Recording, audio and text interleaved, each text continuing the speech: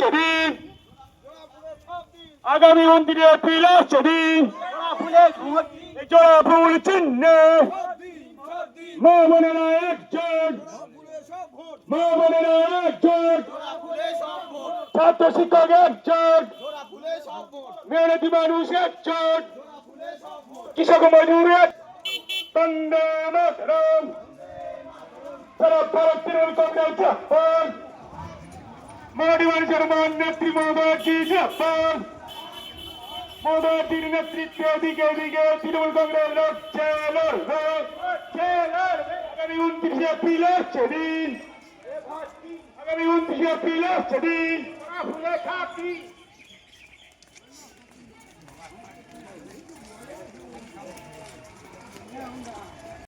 এখানে যে রোড শোটা হচ্ছে কোন প্রার্থীর জন্য রোড শো হচ্ছে? বারুইপুর পূর্ব বিধানসভা 137 নম্বর বুথে বিভাস সরকার।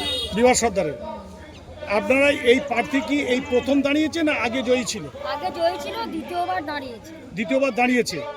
আপনি এইখানে পঞ্চায়েতে কোন পদে আছেন? আপনি মেম্বার পদে আছে। এই গ্রামের যে উন্নয়নের ব্যাপারে আপনারা তো জিতবেনই, কিন্তু আপনারা কি কি কাজ সামনে আনছেন?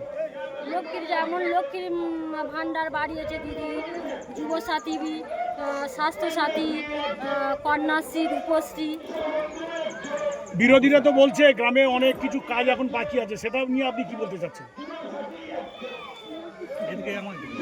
সেটা নিয়ে কি বলতে চাচ্ছেন আপনি? কাজ আমাদের প্রায় আমরা অনেক কাজ করেছি, দু একটা বাকি আছে, এটা তারপরে আমরা জিতলে আমরা কাজ করব। হ্যাঁ,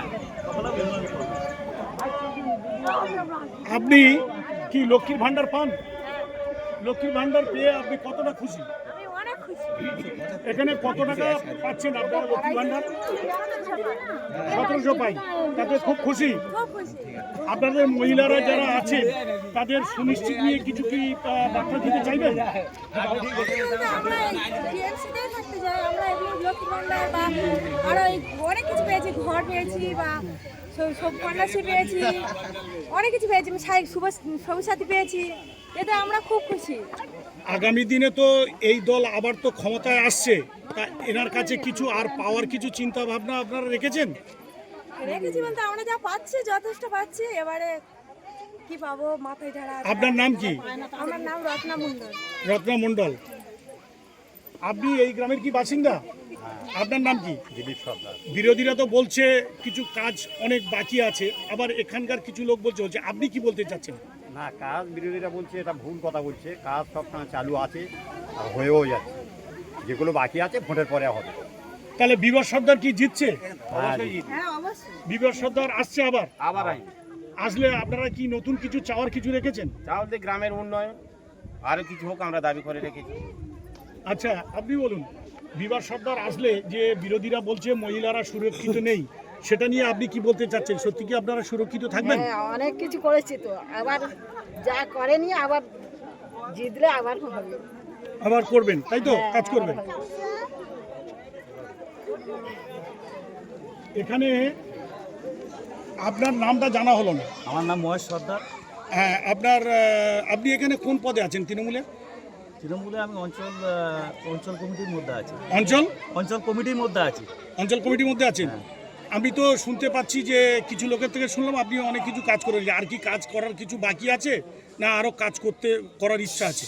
কাজ আমাদের আছে, কিছু কাজ আছে, ভোটের জন্য বন্ধ আছে, ভোটের পরে হবে।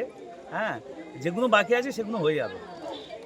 আপনি এইখানে তো মেম্বার, আপনি এইখানে বিভাস সর্দার জিতছে, এটাই তো আশাবাদী আপনারা? তা যদি আশাবাদী আপনি হয়ে থাকেন, তাহলে আগামী দিনে যে নেক্সট যে কাজগুলো আসবে সেগুলো কি নিয়ে থাকবে আপনার চিন্তা ভাবনা? না তো কাজগুলো হয়েছে, যুবশ্রী পেয়েছে, কন্যাশ্রী পেয়েছে, লক্ষ্মীর ভাণ্ডার পেয়েছে, কি নতুন করে কিছু যেটা আছে সেটা কি মায়েদের জন্য কিছু আপনার খবর আছে কিছু, যে তারা আবার নতুন করে এইগুলো পেতে চাই?